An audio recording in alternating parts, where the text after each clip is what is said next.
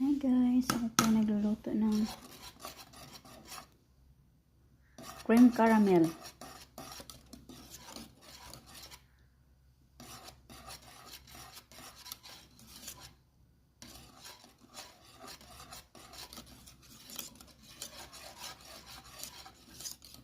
Yan, hina-hina lang yung apoy niyan kasi para hindi maging sa ilalim magisunog.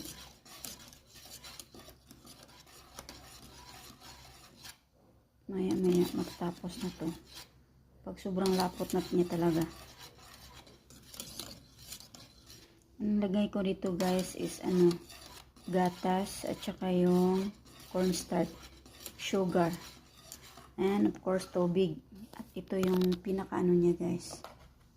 Lagyan ko siya nito ng isang packet.